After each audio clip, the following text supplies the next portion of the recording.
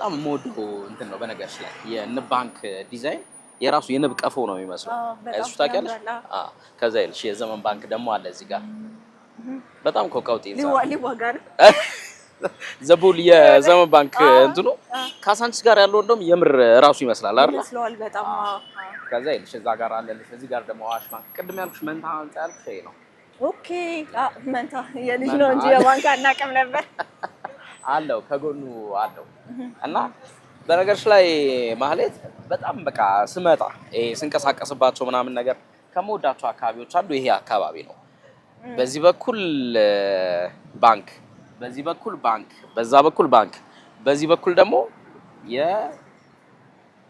የቢዝነስ እና ኢኮኖሚ የኮሜርስ ትምህርቶች የሚሰጡበት ይሄ አካባቢ በቃ ከዚህ ከቢዝነስ እና ከፋይናንስ ሴክተር ጋር የተያዙ ነገሮች ያሉበት በጣም የምወደው አካባቢ ነው ገንዘብ ይሸታል አካባቢ እዚሁ ተምረን እዚሁ እንቀጠራለን እዚሁ ተምረሽ እዚሁ ትቀጠሪያለሽ እና አዲስ አበባ ውስጥ ካሉ በተለይ ደግሞ ይሄ ዘርፋቸውን ለይተው በጣም የተለየ ድባብ ካላቸው ቦታዎች አንዱ ይሄ ኮሜርስ አካባቢ ወይም ደግሞ ከብሔራዊ እስከ ሜክሲኮ ጫፍ ያለው አካባቢ ነውና የሌለ ባንክ የለም እዚህ ላይ የሚገርምሽ ከዚህ ጀርባ የመጀመሪያው የብሔራዊ ባንክ ክቡ ባንክ የሚባለው እሱ አለ እዚሁ አካባቢ ላይ መንታ ህንጻ ያለው ባንክ አለ እዚሁ አካባቢ ላይ እና አብዛኞቹ የትኛው የማን ባንክ ነው መንታ ባንክ የአዋሽ ባንክ መንታ ህንጻ ነው ያለው ባንኩ የአዋሽ ኢንሹራንስ አለ ከዛ ደግሞ አዋሽ ባንክ አለና እንደውም ቀድሞ ከተሰሩ ህንጻዎች መካከል አንዱ ነው ይሄ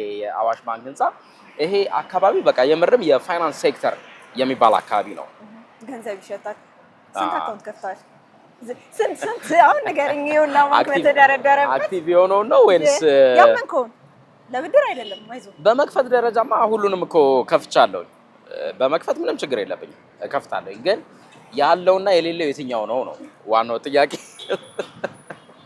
ያመንከው እንግዲህ ያመንነውና ያላመንነው የትኛው ነውና ያምራል አካባቢ በጣም ያምራል እንግዲህ ያለነው ባንኮች አካባቢ ነው ብዙ ባንኮች አሉ በኢትዮጵያ በባንክ ኢንዱስትሪ ላይ የተሰማሩ ከነዛም ባንኮች መካከል አንደኛው እንግዲህ ዳሽን ባንክ ነው ባሳለፍነው ሳምንት የምስረታ በዓሉን 30ኛ ዓመት የምስረታ በዓሉን ከደንበኞች ጋር በመሆን አክብሯል አንተም እዛው ተገኝተህ ነበር ከዛሬ 30 ዓመታት በፊት ያልተወለዱ ልጆች አለን ያልተጸነስን ልጆች አለን ያንን የ30 ዓመት ታሪክ ይዞ ለደንበኞች ማስተላለፍ ማጋራት በጣም ትልቅ አቅም የሚጠይቅ ነገር ነውና እንዴት ነበር የ30 ዓመት ታሪክ ጉዞ ዳሽን ባንክ እንግዲህ ይሄ የ30 ዓመት ጉዞ ቀላል የሚባል አይደለም የባንክ ኢንዱስትሪው ባልተስፋፋበት ጊዜና ባንክ ላይ ያለው ቴክኖሎጂ ምንብዛም በሆነበት ጊዜ ላይ ነው ባንክ ወደ ስራ የገባው ታዲያ እነዚህ የ30 ዓመታት ጉዞዎች እንዴት ነበሩ የሚለውን በተለያዩ ሁነቶች እዛ ላይ ሲያስመለክቱ ነበር እኛ ደግሞ ጠይቀናል እንደው እዚህ የቻናሏን ገበያ ላይ ባለ ስራ አንሌለ ስራ እንዴት ነው እንቅስቃሴ እንዴት ነው ብለን እንጠይቃለንና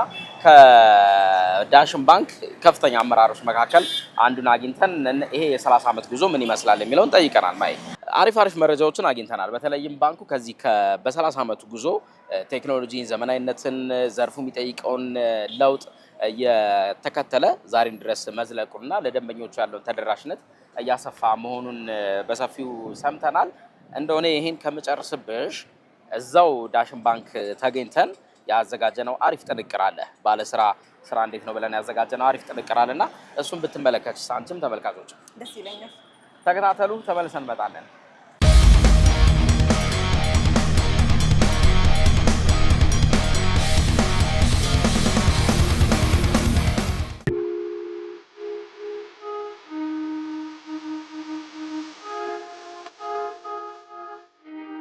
አየለ ተሾመ እባላለሁ የዳሽን ባንክ ቺፍ ስትራቴጂ ኦፊሰር ነኝ የ30 ዓመት የዳሽን ባንክ ጉዞ እንደ ተራራው ነው እንግዲህ ዳሽን ባንክ ስሙን የወሰደው ከታላቁ ዳሽን ተራራ ነው ተራራ መውጣት ብዙ ጊዜ ቀላል አይደለም ብዙ ውጣ ውረዶች ያሉት ነው ዳሽን ባንክን በዚህ በ30 ዓመት ውስጥ በርካታ ቻሌንጆችን አልፎ ከዛ በተረፈ ደግሞ ትልልቅ ስኬቶችንም አስመዝግቦ ለዚህ ለ30 ዓመት ደርሷል ዳሽን ባንክ ሲጀመር የዛሬ 30 ዓመት ትልቁ ቻሌንጅ የነበረው በኢትዮጵያ ታሪክ የግል ባንኮች ገና የጀመሩበት ስለነበረ ብዙ እምነት የማይጣልበት ወቅት ነበረ። ሶ ያንን ቻሌንጅ ተቋቁሞ ቴክኖሎጂን ተጠቅሞ በመጀመሪያው ቀን ዳሽን ባንክ በተቋቋመበት ወቅት 13 ቅርንጫፎችን በአንድ ጊዜ በአዲስ አበባ እና በክፍለ ሀገር ከፍቶ እነዛንም ደግሞ በቴክኖሎጂ አስተሳስሮ የጀመረ ባንክ ስለሆነ ያንን ቻሌንጅ በቀላሉ ተወጥቶት በመጀመሪያው ዓመት ቅድም በማይልስቶኑ እንዳያችሁት የ7.4 ሚሊዮን ብር ትርፍ ያገኘ ባንክ ነው። ከዛ ቀጥሎ እንግዲህ ይሄ ጉዞ የከፍታ ጉዞ እንደ ተራራው በርካታ ማይልስቶኖችን የያዝንበት በተለይም ደግሞ ተደራሽነትን ከማስፋት አኳያ በሁሉም ባንኮች በሁሉም የሀገሪቱ ክፍሎች በርካታ ቅርንጫፎችን በመክፈት ዛሬ ላይ ከ900 በላይ ቅርንጫፎችን ይዞ እየተጓዘ ያለ ባንክ ነው። ከዛ በላይም የፋይናንሻል ኢንክሉዥን ተደራሽነትን ለማሳካት ቴክኖሎጂን በመጠቀም በተለይ በቅርብ ጊዜ ያስተዋወቅናቸው የዳሽን ሱፐር አፕ በርካታ ደንበኞችን በአጭር ጊዜ የደረሱና በቴክኖሎጂ ብዙ ደንበኞቻችን ጋር የደረስንበት ሂደት ነው ያለው። እንግዲህ ዳሽን ባንክ ከተቋቋመበት ጊዜ ጀምሮ ፈርቀዳጅ የሆነባቸው በርካታ ስራዎች አሉ። ከነዚህ ውስጥ አንዱ የደንበኛ ተኮር የሆነ አገልግሎት ነው። ሁለተኛው ቅድም እንዳልኩት ቴክኖሎጂ ነው። ሶስተኛው ደግሞ አዳዲስ ፕሮዳክቶችን እና የአገልግሎት ዘርፎችንም ማካተት ነው። በዚህ አኳያ የሙስሊም ህብረተሰቡንም ለማገልገል ሼሪክ ብራንድ በሚል የተቋቋመ የኢንተረስት ፍሪ ባንኪንግ ዘርፍ አለን። ይህም ተደራሽነትን ከማድረግና በርካታ ደንበኞችን ከመድረስና ትልቅ ስኬት ከማጎናጸፍ አኳያ ብዙ የሄድንበት ነው። ዛሬ ላይ እንግዲህ ሆነን ስንመለከተው ዳሽን ባንክን የዛሬ 30 ዓመት በ13 ሚሊዮን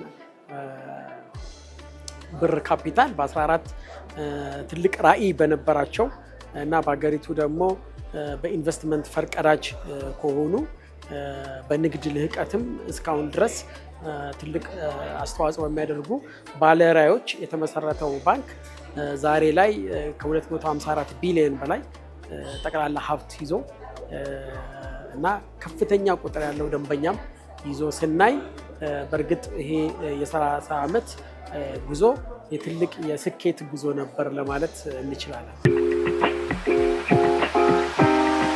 ዳሽን ስኬቶቹን ከመቁጠሩም በፊት መጀመሪያ ስኬቱን የሚያስመዘግብበትን ስትራቴጂ ነው የሚነድፈው። ዳሽን ባንክ ሲቋቋም በመጀመሪያው ዓመት የ3 ዓመት ኢንትሪም ስትራቴጂ ነድፎ ነው። ስትራቴጂ ነድፎ ከዛ በኋላ ውጤቶቹን ሁሉ ከዛ ስትራቴጂ ጋር ነው መልሶ የሚለካቸው። በዛ አኳያ ስንመለከት በየጊዜው እንደርስበታለን ያልነውን የደንበኛ ቁጥር፣ የተቀማጭ ሂሳብ፣ ከዛም በተረፈ ደግሞ የሀብት የካፒታል መጠን እና መጨረሻ ላይም ደግሞ የትርፍ ሪካርዶችን ወይም መዛክርቶችን ስንመለከት በየወቅቱ ዳሽን ባንክ ቀዳሚ ሆኖ ከኢንዱስትሪው የመራበትና ብዙ ስኬቶችን ያስመዘገበበት ነው። በተለይ ደግሞ ዳሽን የሚታወቀው አዳዲስ ፕሮዳክቶችን ለህብረተሰቡ በማስተዋወቅ ነው። የቅርብ ጊዜ ሞቷችን እንደሚለውም አንድ እርምጃ ቀዳሚ ነው። ይሄ አንድ እርምጃ ቀዳሚ በቴክኖሎጂም በአገልግሎትም ከዛም በላይ ደግሞ በአሰራር እና በተደራሽነት ነው። ስለዚህ ከዚህ አኳያ ስንመለከተው ዳሽን ባንክ ዛሬ ላይ በሀገሪቱ በተለያዩ አካባቢዎች የራሱን ቅርንጫፎች ከፍቶ የራሱን ህንፃዎች ገንብቶ በዛ ውስጥ ደግሞ ቅርንጫፎችን ከፍቶ ለደንበኞች አገልግሎት እየሰጠ የሚገኝ ባንክ ነው። በርካታ ዛሬ ላይ ሆነን ስንመለከተው ከ10 ሺህ በላይ የሚሆኑ ሰራተኞችን ቀጥሮ በርካታ ቁጥር ያለው ደንበኞችንም እያስተናገደ ያለ ነው እና ከዚህ መስፈርት አኳያ ስንመለከተው ዳሽን ባንክ በየጊዜው እያወጣቸው ያለውን ስትራቴጂዎችን እያስፈጸመ ለሀገሪቱም በባንክ አገልግሎት አስተዋጽኦ እያደረገ ለኢኮኖሚም የጀርባ አጥንት እና ትልቅ አጋዥ ሆኖ እየተጓዘ ያለ ባንክ ለማለት ያስችላል። በተለያየ ሰርቬይም በተለያየ ወርክሾፕም በተለያዩ አጋጣሚዎች ደንበኞች ስለ ባንኩ ብዙ ጊዜ የሚነግሩ ነገር አለ። በጎ የሆኑ ነገሮችን የሚነግሩናል፣ ችግሮቻችንንም የምናስተካክለውንም ይነግሩናል። እንደ ዳሽን የምንመርጠው ሁሌ መልካምነታችንን ለሌሎች ችግሮቻችንን ለእኛ ንገሩ ነው። ነገር ግን ደንበኞች ለእኛ ከሚነግሩን መልካም ነገሮችን ብንጠቅስ አንደኛ ዳሽን ባንክ በቴክኖሎጂ ቀዳሚ ባንክ ነው። አዳዲስ ነገሮችን በማስተዋወቅ የታወቀ ባንክ ነው። በአገልግሎት ያልተቆራረጠ አገልግሎትና አንድ ወጥ የሆነ ከጊዜ ወደ ጊዜ ደግሞ የተስተካከለ የተሻለ አገልግሎት የሚሰጥ ባንክ ነው። ሕግና ደንብን በደንብ አክብሮ የሚጓዝ ባንክ ነው። ስራ ሲጀምሩ በትንንሽ ገንዘብ በጣም ትንሽ በሚባል ገንዘብ ከዳሽን ባንክ ጋር ጀምረው ነገር ግን ባንኩ በቀጣይነት በአድቫይዘሪ ሰርቪስም በፋይናንስ አገልግሎትም አግዟቸው ዛሬ ከሀገሪቱ ካሉ ጥቂት ትልልቅ የሚባሉ 10-20 ከሚጠቀሱ የንግድ ተቋማት አንዱ ሆነዋል። እነዚህ የሚሰጡን ምስክርነት ዳሽን ባንክ ትክክለኛ የንግድ አጋር እንደሆነና በተለይ ደግሞ ቅድም እንዳልኩት በአገልግሎት አሰጣጡ በቴክኖሎጂው አንድ እርምጃ ቀዳሚ እንደሆነ በተደጋጋሚ ይገልጹልናል። ወደፊት ለመንደርደር የኋላውንም ማየት ጠቃሚ ስለሚሆን ከዚህ ብዙ ግንዛቤ ወስደናል። ቅድም እንደተባለው የተለያዩ ማይልስቶኖችን በየአመቱ ስናሳካ ነው የቆየ ነው። አሁን በቅርቡ ደግሞ የስድስተኛውን የዳሽን ባንክ ስትራቴጂ አጽድቀን ከውጭ ካሉ ትልቅ አማካሪዎች ጋር ወደ ትግበራ ከገባን አሁን የ4ኛ ዓመታችንን ይዘናል። በዚህ በአብዛኛው በዚህ በስትራቴጂ ወደፊት እንግዲህ በቴክኖሎጂ ቀዳሚ ሆኖ የተሻለ አገልግሎቶችን ለመስጠት በተለይ ደግሞ የባንኩ ዘርፍ አሁን ከጊዜውም በላይ እየተቀየረ እየተለወጠ ዳይናሚክ የሆነበት ጊዜ ስለሆነ ያንን የዋጁ የአገልግሎት ወይም ደግሞ የደንበኛ ፕሮዳክት ኤንድ ሰርቪስ የምንለውን ያንን የሚያሳልጥ ቴክኖሎጂ እንደገና ደግሞ ያንን የሚከውን ደግሞ የሰለጠነ የሰው ኃይል ይዘን አሁን በተፈጠሩት በርካታ የኢኮኖሚ ኦፖርቹኒቲዎች ውስጥ ዳሽን ባንክ በቀጣይ በእነዚህ ዙሪያ ላይ በስትራቴጂ ላይ እንደነደፈው አቅዶ እየሄደ ነው። በቀጣይ እንግዲህ በተለይ ቴክኖሎጂዎቹን ይዘን በቅርብ 50,000 የሚሆኑ ገበሬዎችን የምንደርስበትን በቴክኖሎጂ የታገዘን የብድር አገልግሎትና የባንክ አገልግሎት ይዘን የምንቀርብበት ሂደት አለ። ሌሎችም እንደዚሁ የተዘጋጁ ወደ ህብረተሰቡ በሰፊው የምንገባበት ከዚህ በተጨማሪ ቅድም እንዳልኩት አንዱ ዘርፋችን እና ወደፊትም ደግሞ ዳሽንን አንድ ስቴፕ ወደፊት ይወስደዋል ብለን የምናስበው የዚህ የኢንተረስት ፍሪ ባንኪንግ የሙስሊም ህብረተሰቡ እናገለግልበት ነው። በዛም መልኩ በቴክኖሎጂም የታገዘ በሼሪያ ህጉን የጠበቀና የባንክ አገልግሎቶችን ይዘን የምንሄድበት ነው። ከዛ በተጨማሪም ደግሞ በቅርቡ ከዓለም አቀፍ ተቋማት ጋርም በርካታ ስምምነቶችን የአጋርነትንም አግኝተናል። በርካታ የውጭ ብድሮችን ሁሉ የተፈራረሙበት ሁኔታዎች ስላሉ እነዚህን ይዘን ወደፊት በስትራቴጂው እየተመራን ዳሽን ባንክን እንግዲህ በቀጣይ 30 ዓመት ደግሞ እንደ ስሙ በከፍታ እንዲጓዝ ለማድረግ ዝግጅታችን አጠናቀናል።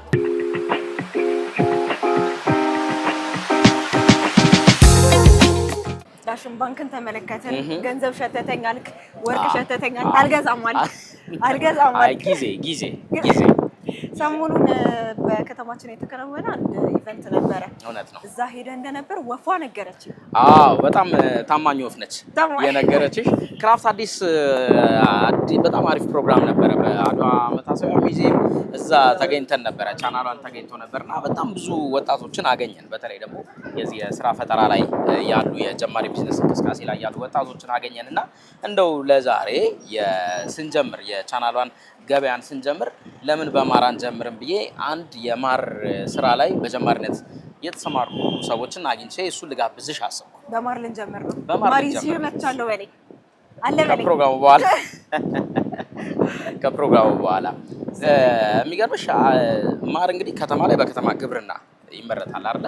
ግን ማር ኢትዮጵያ ውስጥ በጣም በቀላሉ ሊሰራ የሚችል ቢዝነስ ተብሎ ከሚቀመጡት ውስጥ ይካተታልና እንደው በስንት ጀመሩ፣ አሁንስ እንቅስቃሴያቸው ምን ይመስላል የሚለውን ነው በሰፊው የምንመለከተውና እሱን አንቺንም ተመልካቾቻችንም እንድትከታተሉት ብጋብዝስ? ደስ ይለናል። ተከታተሉን፣ ተመልሰን እንመጣለን።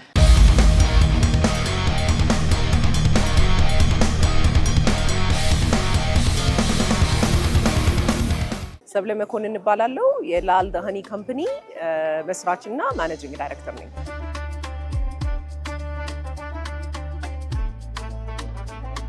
እኔ ለረጅም ዓመት ውጭ ሀገር ኖሬ ነው የመጣሁት። ስመጣ ባይ ፕሮፌሽን ፋርማሲስት ነኝ። ግን ስመጣ ኦልሬዲ ኤግዚስት የሚያደርግ የቤተሰብ ድርጅት አለ። ከትናንሽ ማሳ ካላቸው አርሶ አደሮች ጋር የሚሰራ ቴክኖሎጂ ትራንስፈር የሚያደርግ ኢኖቬቲቭ የሆኑ አግሪካልቸራል ኢንፑቶችን የሚያቀርብ ድርጅት አለ። እሱን ጆይን ላደርግ መጥቼ በዛ ጉዞ ውስጥ ባለቤቴም አብሮኝ ጆይን አድርጎ ስለነበረ የኢትዮጵያን ብዙ ክልሎች ከቴክኒካል ሰዎች ጋር በሚያዳርስበት ወቅት ከተለያዩ የክፍላት አገሮች የሚያመጣው አንዱ ማር ነበረ። እኔ ግን ለረጅም ዓመት ለ4-5 ዓመት እንደሚያመጣም አላቅም ነበረ፣ አይቼውም አላቅም ነበረ። ቡና ነበረ ብዙ ጊዜ ሲያመጣ የምጠቀመው። ከዛ ከ4-5 ዓመት በኋላ አንድ ሸልፍ ላይ ተቀምጠው አይቻቸው ኢትስ ኦልሞስት ላይክ ክስተት እንበለው ደንግጬ ነው ያየኋቸው። እነዚህ ሁሉ የኢትዮጵያ ማሮች ናቸው ወይ ብዬ ራሴን ጠይቄ እሱን ጠይቄ 2016 በዩሮፒያን አቆጣጠር ያንን ዲስከቨር ካደረኩኝ በኋላ እስከ 2017 ሪሰርች አድርጌ ኢትዮጵያ በማር ሀብት ከአፍሪካ አንደኛ፣ በንብ መንጋ ከአፍሪካ አንደኛ፣ ከዓለም ደግሞ 9 ወይ 10ኛ ሆነን ሳለ የኤክስፖርት ደረጃችን ግን ወደ 80ኛ ነን እና ከሱ ተነስቼ ነው መጀመሪያ ለ1 ዓመት ያህል ሪሰርች ነው የሰራሁት የኢትዮጵያ የማር ሀብት ምን ይመስላል የሚለውን። ከዛ በኋላ 2017 ላይ ላልን መሰረትን። ስንመሰርተው የኢትዮጵያን የማር አይነቶች በአይነቶቻቸውና አብረው ያሉትን ባህላዊ ይዘቶች ለአገር ውስጥም ለውጭም ገበያ ለማስተዋወቅ ተነስተን ነው የተመሰረተው ድርጅቱ።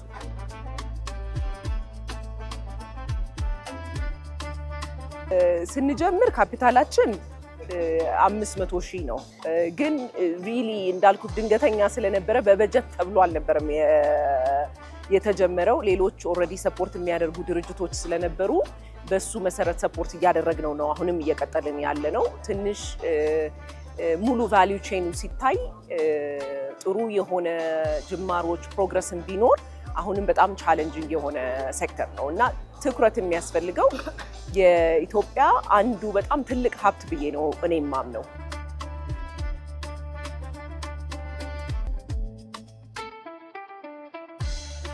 ላለፉት 1 ዓመት ከግማሽና 2 ዓመታት ትልቅ ዲማንድ አገር ውስጥም ክሬት አድርገን ግሎባል ማርኬትም ላይ ትልቅ ዲማንድ አድርገን ክሬት አድርገን አሁን ትልቁ ችግር የሆነብን ደግሞ ስኬል ለማድረግ የሚያስፈልግ ፋይናንስ ሰፖርቶች ናቸው አሁን ቻሌንጅ የሚያደርጉትና ገና እንደ ላል ብቻ ሳይሆን እንደ አገር የማር ሀብታችንን የመጠቀም ሁኔታችን ጅማሮ ላይ ነው ማለት እደፍራለሁ።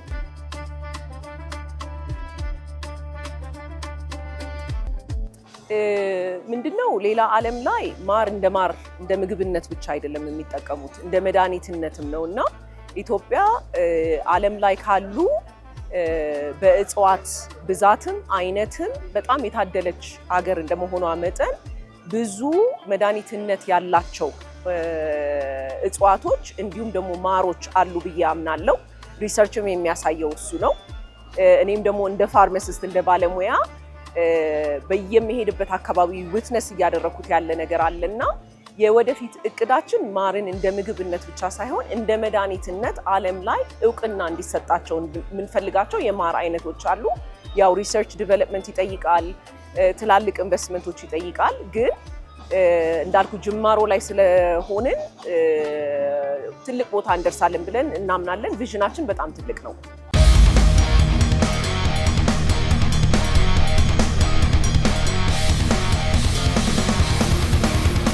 ያለነው ፒያሳ ነው። መጪው ደግሞ የምርቃት ወቅት ነው፣ የሰርግ ወቅትም አለ።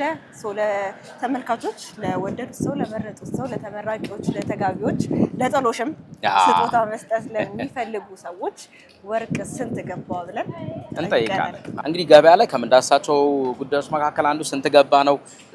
ተመልካቾቻችን መግዛት የሚፈልጉት ነገር የት ቦታ ቢሄዱ ስንት ያገኛሉ የሚለውን እኛ ዋጋውን እንነግራቸዋለን። እነሱ ደግሞ ኪሳቸውን አመዛዝ ነው ሄደው ይገዛሉ። ንፋስ የሚሸጥ ቢሆን ዛሬ ነበር የምንገዛው።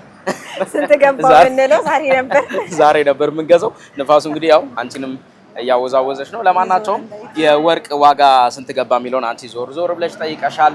ስለዚህ ምርቃት ያለባቸው ስጦታ መግዛት መስጠት የሚፈልጉ እንዲሁም የሰርግ ጉዳይ ላይ መንደርደሪያ ላይ ያሉ ካሉ እኛ የወርቅ ዋጋውን እነግራችኋለን። እሱን እንመልከት ማለት እንመልከት።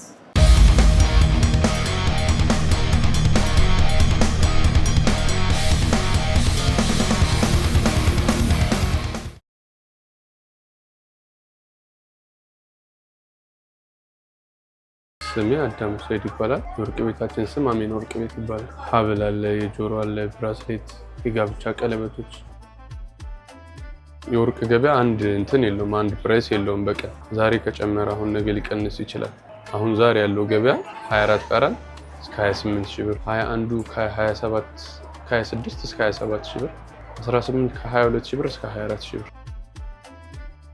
የሀብል እስከ 48 ሺህ ብር እስከ 40 ሺህ ብር ይኖራል። ዝቅተኛው 40 ሺህ ብር በቃ 2 ግራም ቢሆን እንኳን በትንሹ ታስቢ 18 ካራት 40 ሺህ ብር እስከ 48 ሺህ ብር ምናምን። ከፍተኛው 18 ካራት እስከ 100 ምናምን ሺህ ብር አለ፣ እስከ 200 ሺህ ብርም አለ። ያው እንደ ሰው አመጣጡ ነው። ጆሮ ጌጦች እስከ 30 ሺህ ብር አለ፣ እስከ 33 ሺህ ብርም እንደዛ እንዳመጣጡ እንደቃነቱ። ከፍተኛ ወር ጆሮ እስከ 70 ሺህ ብር በጣም ከፍተኛ። ብራስሌት 170 ሺህ ብር ትልቅ ግራም ነው የሚሆኑት በብዛት 170 ሺህ ብር በቃ መነሻ ዋጋ ብራስሌት ማለት ነው። ወርቅ የጋብቻ ልሙጦቹ ምናምን ደግሞ 45 ሺህ ብር መነሻው፣ ከፍተኛው እስከ 73 ሺህ ብር ምናምን።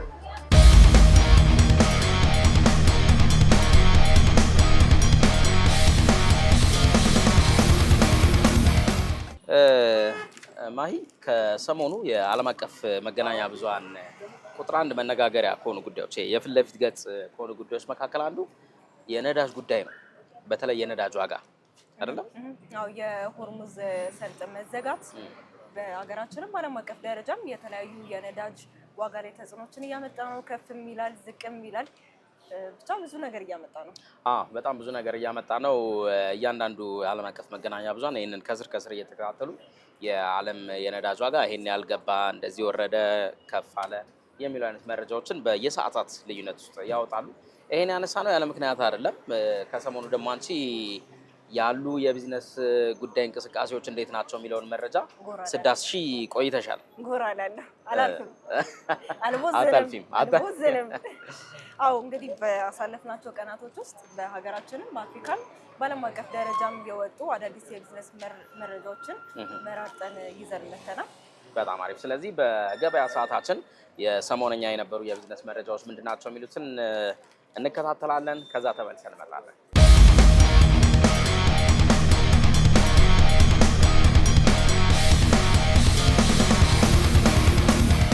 የአፔክስ መንገደኞች ምርጫ ሽልማት ሙሉ በሙሉ በመንገደኞች እውነተኛ የጉዞ ልምምድ ላይ ተመስርቶ በገለልተኛ አካል በተረጋገጠ ግብረ መልስ የሚሰጥ ነው። ይህም ሽልማቱን ከመንገደኞች የተሰጠ እውነተኛ የእምነት ድምጽ ያደርገዋል ተብሏል። የኢትዮጵያ አየር መንገድ በአፔክስ በተደጋጋሚ እውቅና ማግኘቱ ለአገልግሎት ጥራትና ለስራው ክንውን ብቃት ያለውን የረጅም ጊዜ ቁርጠኝነት ያሳያል። ወደፊትም የኢትዮጵያ አየር መንገድ ዘመናዊ አውሮፕላኖችን በማሟላት በዲጂታል ፈጠራዎችና በዓለም አቀፍ የስራ መረብ ላይ አገልግሎት ማሻሻያዎችን በማድረግ ትኩረቱን ወደፊት ላይ አድርጓል። አየር መንገዱ በጠንካራ ራዕይ ሰውን ማዕከል ባደረገ አቀራረብ እየተመራ በአፍሪካ አቪዬሽን ያለውን መሪነት እያጠናከረና በዓለም አቀፍ ደረጃ ያለውን ተጽዕኖ እያሳደገም ይገኛል።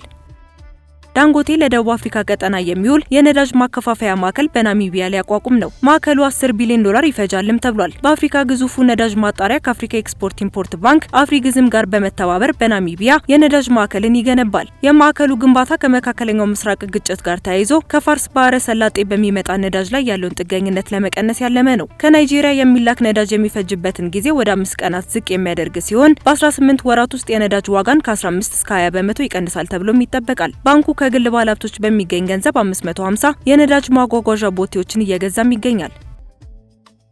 ኮንጎ ወደ አሜሪካ የምትልከው የኮፐር ወይም መዳብ ምርት በከፍተኛ መጠን ልታሳድግ መሆኑ ተገለጸ። በዲሞክራቲክ ሪፐብሊክ ኮንጎ መንግስት ባለቤትነት በሚተዳደረው ኩባንያ ወደ አሜሪካ የሚላከውን የመዳብ መጠን ወደ 500,000 ሜትሪክ ቶን ለማሳደግ ማቀዱን አስታውቋል። ይህ መጠን ኮንጎ በጥር ወር ላይ ገብታ ከነበረው የኤክስፖርት ቃል ኪዳን ጋር ሲነጻጸር የ5 እጥፍ ጭማሪ የታየበትም ነው። የአሜሪካ መንግስት ይህንን ስምምነት ለማድረግ መነሳሳቱ ቻይና በኮንጎ የማዕድን ዘርፍ ላይ ያላትን የበላይነት ለመቀነስና ሚዛኑን ለመጠበቅ ካላት ፍላጎት ጋር የመነጨ መሆኑ ተገልጿል። ሆኖም ኮንጎ ከአሜሪካ ጋር ያላትን ግንኙነት እያጠናከረች ቢሆንም ከቻይና ጋር ያላትን የንግድ አጋርነት ግን አልተወችም። ምንም እንኳን ይህ ስምምነት ለኮንጎ ኢኮኖሚ ትልቅ እድል ቢመስልም የኮንጎ ሕዝብ ተጠቃሚነት የሚረጋገጠውና የአካባቢ ብክለት የሚቀንሰው በሂደቱ ላይ ግልጽነትና ተጠያቂነት ሲሰፍን እንደሆነ ብቻ ባለሙያዎች አሳስበዋል። መረጃው የቢዝነስ ኢንሳይደር ነው።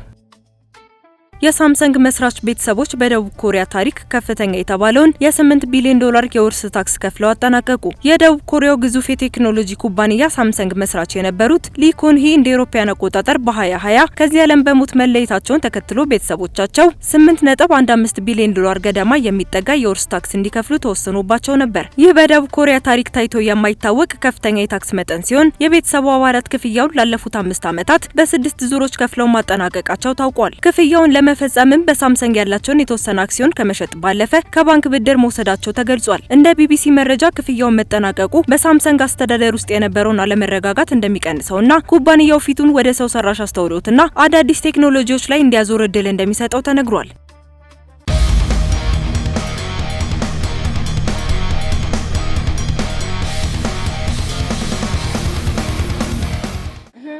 መረጃ ነገር ያለው ማር ባትሰጠኝም እንደው ጀማሪ ብያስጀምር ያለው ምን ቀረኝ? ስለ ወርቅ ዋጋ አንስቻለሁ።